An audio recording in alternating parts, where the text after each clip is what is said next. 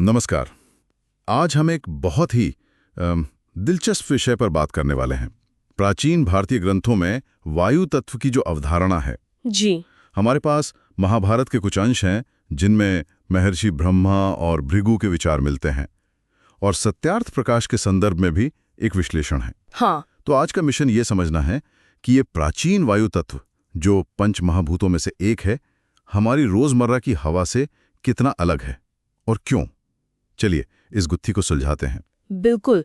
और ये समझना जरूरी है कि ये विषय सिर्फ सांस लेने वाली हवा का नहीं है। हाँ, हम बात कर रहे हैं सृष्टि के 5 मूल स्तंभों की, यानी पंचमहाभूत, पृथ्वी, जल, अग्नि, वायु और आकाश।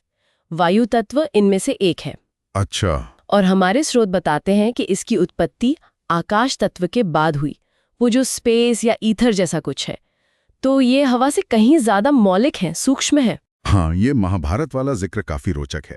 महर्षि ब्रह्मा और भृगु कहते हैं कि वायु की उत्पत्ति तब हुई जब आकाश तत्व में एक तरह का दबाव या संपीड़न हुआ। संपीड़न, हाँ। और ये बड़ा दिलचस्प है कि इसके साथ ही स्पर्श, मतलब महसूस करने की इंद्रिय, और विद्युत, जिसे आज हम शायद एनर्जी फील्ड्स कह सकते हैं, हाँ, कह सकते हैं, उसका भी जन्म हुआ।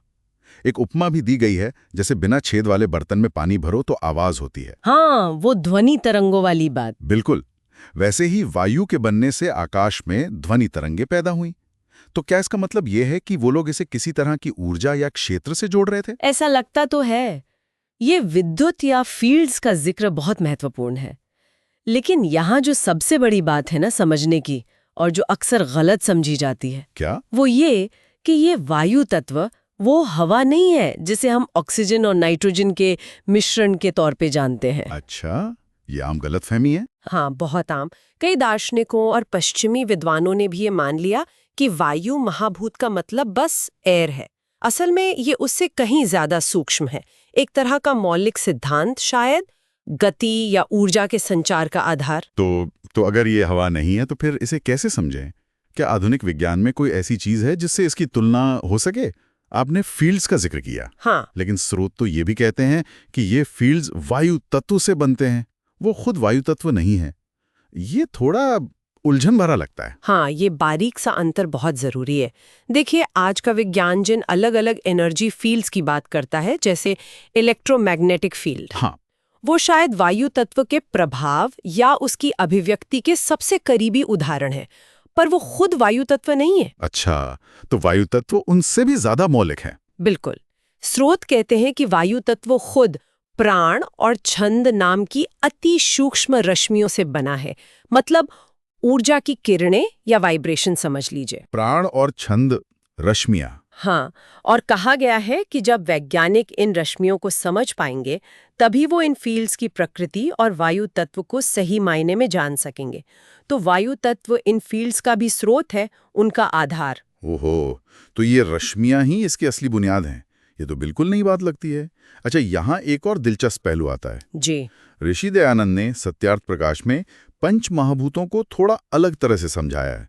उन्होंने परमाणु, अणु, द्व्याणु जैसे शब्दों का इस्तेमाल किया, जिनसे स्थूल वायु, अग्नि, जल, पृथ्वी बनती हैं। हाँ, उनका वर्णन अलग है। तो ये दोनों विवरण, एक तरफ है सूक्ष्म रश्मियां और दूसरी तरफ परमाणु, अणु, ये आपस में कैसे जुड़ते हैं? क्या ये दो अलग अलग विचार हैं? ये बहुत अच्छा सवाल है। देखिए, जो विश्लेषण हमारे पास है वो इन दोनों में एक तरह का तालमेल बिठाने की कोशिश करता है। कैसे? इसके अनुसार ऋषि दयानंद जिसे परमाणु कह रहे हैं, वो शायद आज के एटम जैसा नहीं, बल्कि वही मूलभूत प्राण, मरुत या छंद रश्मि हो सकती है। मतलब सृष्टि की सबसे छोटी क्रियाशील इकाई। एक मिनट, जिसे परमाणु कहा, वो असल में एक ऊर्जा रश्मि हो सकती हैं। हाँ, विश्लेषण यही सुझाता है। तो फिर अणु कैसे बनता है? विश्लेषण कहता है कि ऐसी 60 रश्मियां मिलकर एक अणु बनाती हैं। यहाँ अणु का मतलब शायद आज के मॉलिक्यूल जैसा कुछ समझ सकते हैं। 60 रश्मियां एक अणु में? ठीक है। और फिर 2 ऐसे अणु यानी कुल 120 रश्मियां मिलकर स्थूल वायु का एक अणु बनाते हैं। वो वायु जो हमारे अनुभव के ज्यादा करीब है।